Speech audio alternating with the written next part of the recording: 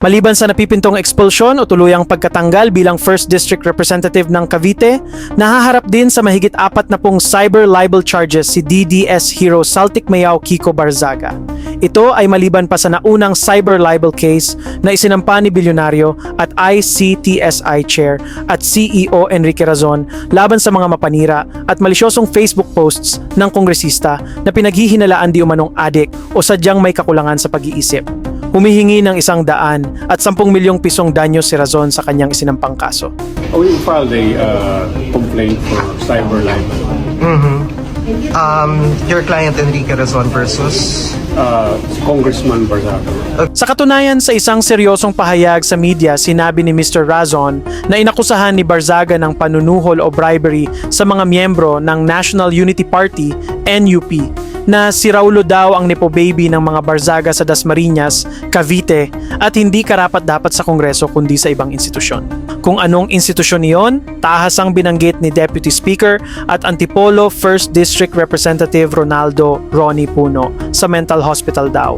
So sabi namin, siguro para na lang alam namin na talagang lehitimong isip ito. Bago siya bumalik, magpasailalim siya sa isang Congress-appointed psychiatrist para i-check yung kanyang mental fitness. Kasi kung, maaaring pagpasensyahan na lang natin to kung talaga may diferensya, Pero kung wala, di talaga may criminal liability siya. Talagang tutuhanin namin siya. Ayon kay Puno, tila seryoso ang kanilang hangarin na mapanagot si Barzaga.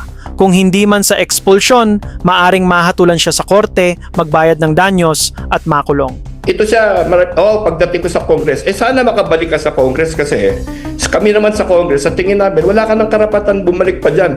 Narinig ko nga na gusto niya mag-resign. Ituloy na lang niya sana para dyan na lang siya. Sa social media niya, nabanat ng walang base. Ewan ko saan nanggagaling yung mga invento niya, mga ganyan. Dahil paano kami susuhulan para sa isang speakership fight na wala namang kalaban. Ayun na nga sabi ko kanina, na parang sa pagkakaalala ko, parang walang kalaban si Romualdez doon po. Wala. Oo. Wala talaga. Kaya nga, ewan ko, talagang naghahanap lang na attention siguro itong batang to, Pero kawawa naman lahat ng mga sinisiraan niya, Kasi lahat ng NUP members, tinitira niya. Lahat ng nandun. By the way, kasama siya doon. Kasama yung nanay niya. At tignan natin, kasi hindi lang si Mr. Razon ang magpa-file ng kaso sa kanya dahil, alam mo siguro, Alvin, mga 40 miyembro namin na nandun Samantala, may pasabog naman si Mima Pebbles Chururut laban kay Barzaga at sa pamilya nito, lalo na sa mother side. Ayon sa nakalap na impormasyon ni Pebbles, pamilyang durugista o drug lord umano si Kiko Barzaga, kaya huwag daw magmalinis na laban ito sa droga, lalo pat DDS na nga ito. Pinaalala pa ni Pebbles na lumuhod pa di umano ang tatay ni Barzaga sa Malacanang noong panahon ni Digongyo dahil nasama ang pangalan nito sa tokhang list. Alam nyo, noong 2016, dahil sa takot ng tsuhin ni Kiko Barzaga na mahuli siya sa droga sa tokhang, noong 2016, ang pamilya sa side ng nanay ni Kiko Barzaga ay mga drug lords. Balitang-balita yan sa Dasmariñas, Cavite.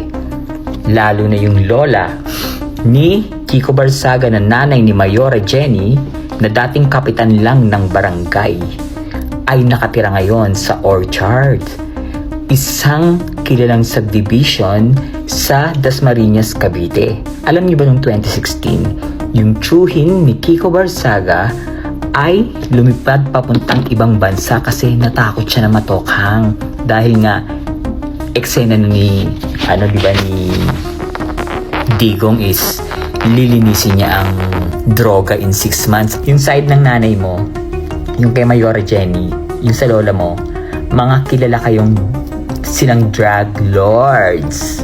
Diba? Kapitan lang ng barangay yan.